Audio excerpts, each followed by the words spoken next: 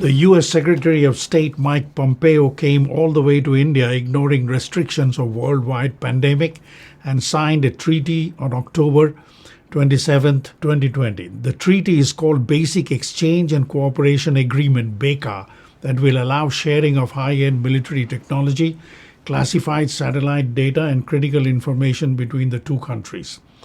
One of the Indian media, Wire, comments, why India's latest defense agreement with the United States may prove a costly bargain. The Modi government has simply not given thought to the implications signing BECA will have on the war preparedness at a time when external threats have multiplied. By signing the Basic Exchange and Cooperation Agreement BECA, India has potentially mortgaged the digitized military capability of its three services, Army, Air Force, and Navy, to the United States.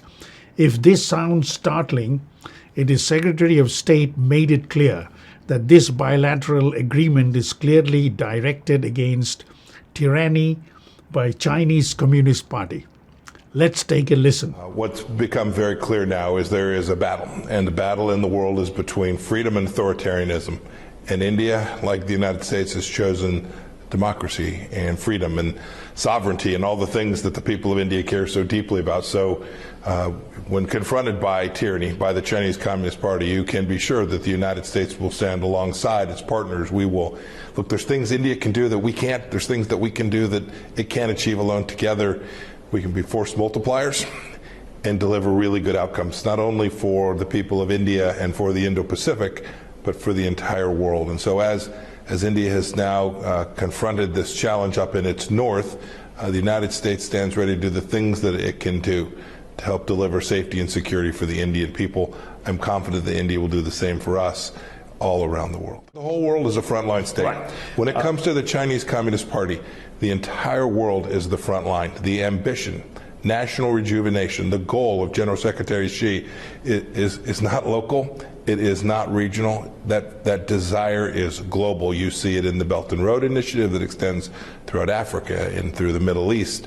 This is a global challenge. Same standardized stereotype vocabulary is being employed to instigate conflict in the interest of arms dealers, the military-industrial complex. He says, and India, like the United States, has chosen democracy and freedom and sovereignty and all the things that the people of India care so deeply about. So when confronted by tyranny, by the Chinese Communist Party, you can be sure that the United States will stand alongside its partners. State Secretary seems to have made an interesting discovery that Indians have chosen democracy and freedom.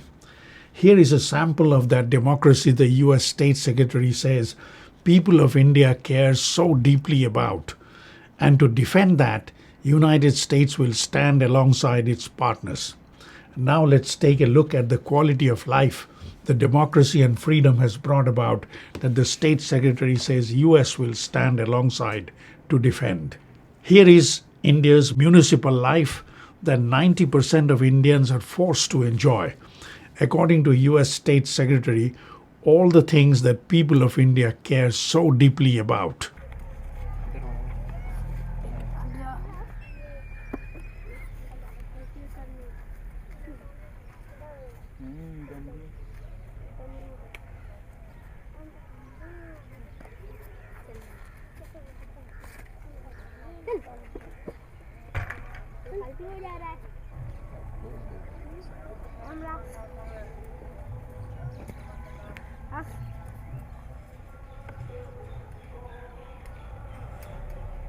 Here is India's transportation for 90%, all the things that people of India care so deeply about.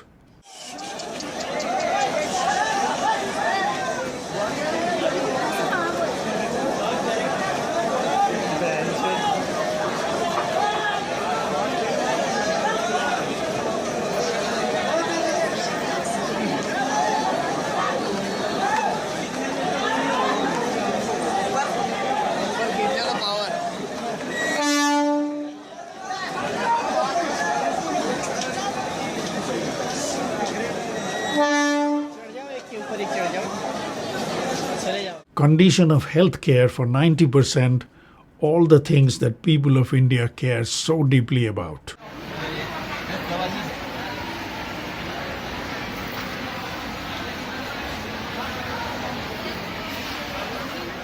And here it is, condition of drinking water for 90%, all the things that people of India care so deeply about.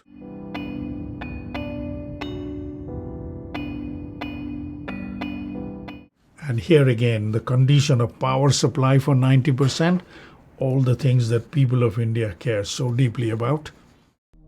बुनियादी जरूरत किसी भी शहर की बिजली है और बिजली को अगर बहाल नहीं किया गया तो ये 27,000 करोड़ रुपए साल का बिजनेस देने वाला शहर तरक्की नहीं तनज़्ज़ुली की तरफ जाएगा.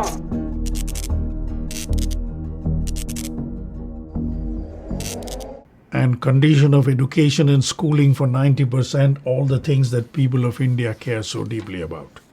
लगाने के लिए जो कदम उठाने चाहिए वो शायद राज्य सरकार उठा पाने में विफल रही है और इस बार आप कह सकते हैं कि टेलीविजन के कैमरे और अखबारों के कारण जो है वो पूरी तरीके से एक्सपोज हो गई है. Tariq. Caption reads, cheating despite police vigilance. The state secretary says countries when confronted by tyranny by the Chinese Communist Party. You can be sure that the United States will stand alongside its partners. This is a very interesting statement.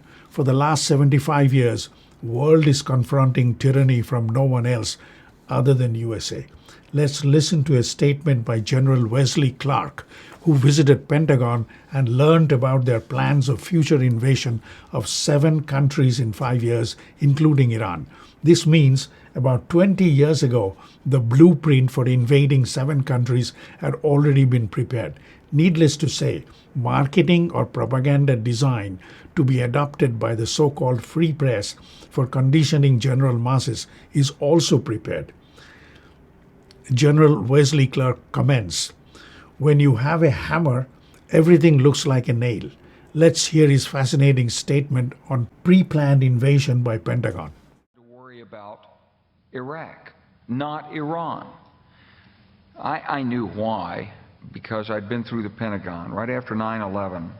About 10 days after 9/11, I went through the Pentagon and I saw Secretary Rumsfeld and Deputy Secretary Wolfowitz. I went downstairs just to say hello to some of the people on the Joint Staff who had used to work for me, and one of the generals called me in. He said, "Sir, you got to come in and talk to me a second." I said, "Well, you're too busy." He said, No.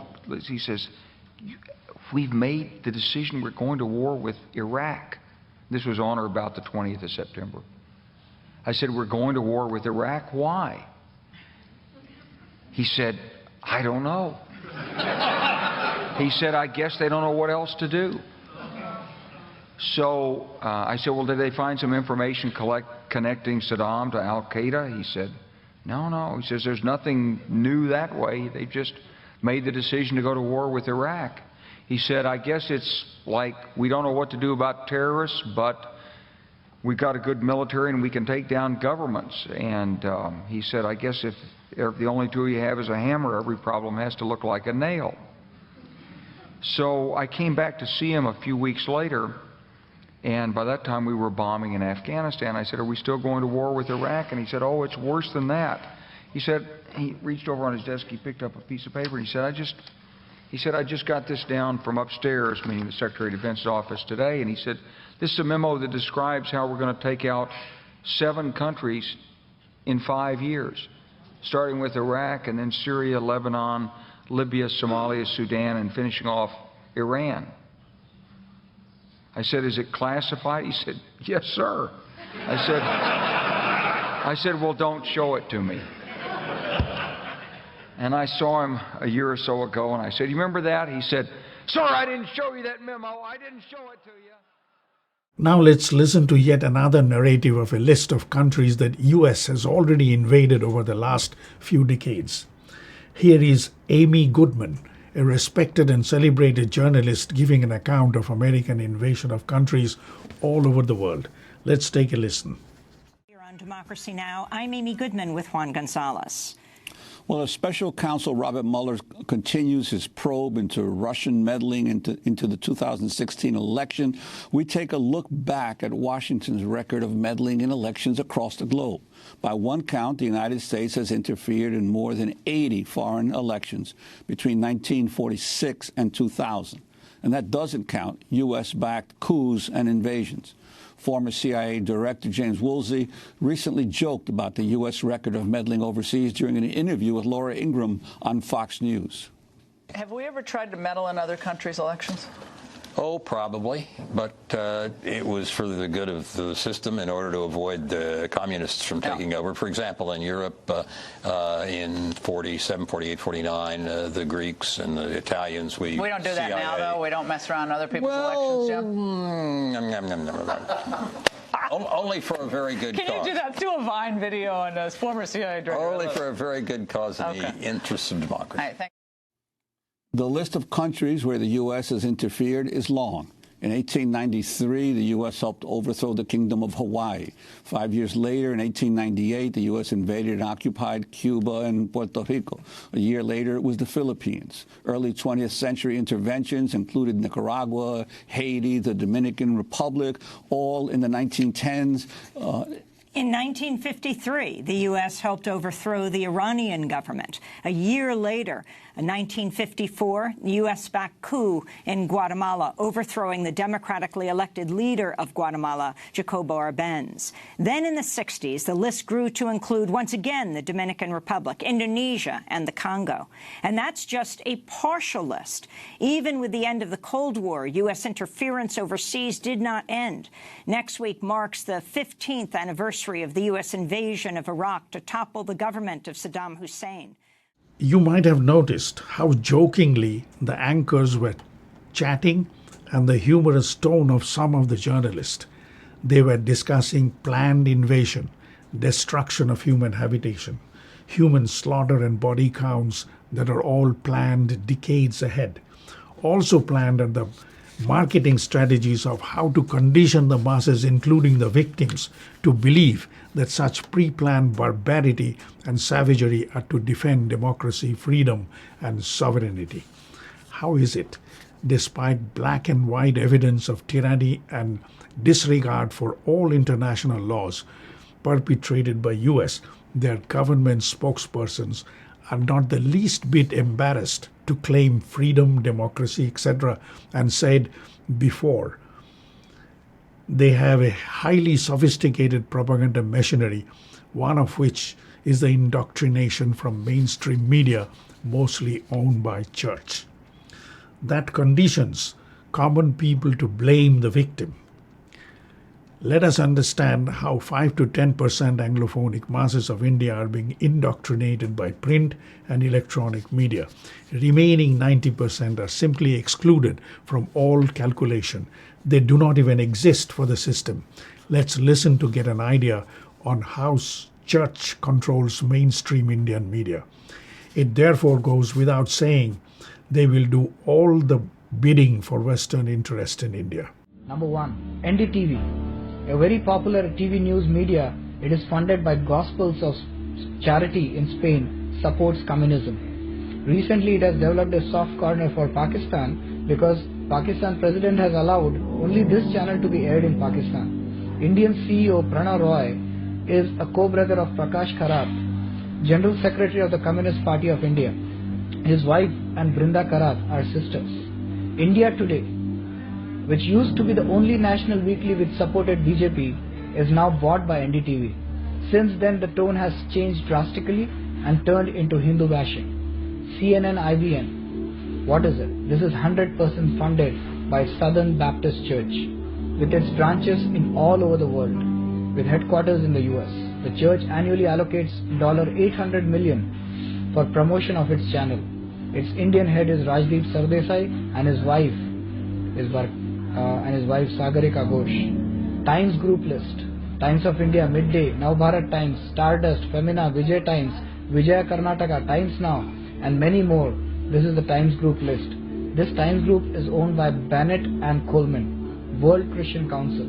Does 80% of the funding, and an Englishman and an Italian equally share balance of 20% in it. The Italian Roberto Mindo is a close relative of Sonia Gandhi. Star TV.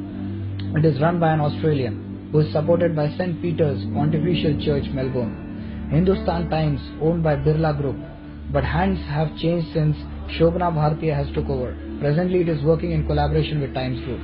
The Hindu, English daily started over 125 years back, has been recently taken over by Joshua Society, Bern, Switzerland. N. Ram's wife is a Swiss national. Indian Express, divided into two groups, the Indian Express and New Indian Express, Southern Edition. ACTS Christian Ministries have major stake in the Indian Express, and latter is still with the Indian counterpart. That BECA is signed and the villain has to be identified. When none is at sight, it has to be invented to promote shadowboxing. So why not invent a dummy like war against terror? Since that trick is getting exposed, a new one has to be invented. Now it is Islamic jihadists or Iran or China. Let us understand why USA seems to be aggressively confronting China and why they want to engage India in this confrontation. It has nothing whatsoever to do with democracy, freedom, sovereignty, etc. Fact of the matter is, USA, rather Anglo-American West, enjoyed monopoly over all natural resources of the world. They enriched themselves by enslaving the world. At one point, they even dared to occupy some part of China like Hong Kong and Macau. They created opium dens to soak the Chinese by forcing them to become drug addicts. They used to brand China as yellow devils and barbarians. Chinese were used as indentured labor to build railroads in California. Their urban and rural life were devastated by perennial flood followed by famines. To make matters worse, there were also Anglo-American intervention in their political life around 1949 when Mao Zedong proclaimed People's Republic of China. US President Truman severely rebuked Chiang Kai-shek, the then president of China, who escaped to the nearby island Taiwan. President Truman complained that because of you, we lost China. To this day, it is discussed what President Truman meant by lost China. Truth of the matter is, West wanted to trick China into a parliamentary democracy which is known for its inevitable importance that serves very well the interest of Anglo-American West and their agents in the client state whose freedom, democracy and sovereignty the US State Secretary is so eager to protect. These native agents make sure that human, natural and economic resources of the client states are steadily drained out to the West, that these client states are permanently crippled by a broken system of education, economy, administration, defense and culture. In fact, they wanted to create the same condition in China what now exists in India, as we have tried to demonstrate. Net result is a massive siphoning of resources from client states to the West. This is exactly the state of affairs that exists today. Let us take a listen to the statement of the Prime Minister of Pakistan, Mr. Imran Khan, who finds no solution to this siphoning of resources except helplessly appeal to the robbers to change their heart and have mercy on the robbed. Here he is. We welcome the interim report of the Fact-Eye panel. The figures of illicit flows mentioned in the report are staggering. $1 trillion is taken out each year by these white-collar criminals. $20 to $40 billion is in the form of bribes received by these corrupt white-collar criminals. $7 trillion in stolen assets is parked in these safe tax haven destinations. $500 to $600 billion is lost each year in tax avoidance by multinational companies. Now that China, a new kind of player, has emerged on the international scene, one that the West has never ever had to encounter and compete in the past, a competitor with such vast human resources, so well organized, disciplined, groomed and conditioned to serve national interest, in full control of their vast natural resources being thoroughly shaped and utilized to meet national prosperity. Above all, a highly experienced and seasoned leadership, a product of thousands of years of civilization that has come to power by mobilizing people's support and defeating the imperialist ambition of the West. This gives rise to three possibilities. One, in the unlikely scenario that China may lose this power game to the West and their clients, that includes South Asia as it exists today, and world will continue to be a playground of military-industrial complex. Two, China may come to terms with the West and participate in redistributing the world as happened after the first two world wars. Three, China may win the power game and world may experience true civilization and a family of mankind that Karl Marx postulated. In the coming days, world will inevitably experience frantic attempt of the West to demonize this competitor China by using their propaganda machinery. This pact is but one such vain attempt. 90% of India, the underclass we have shown, might very well be a loser in this power game unless a new leadership emerges from the ruins of Indian economy.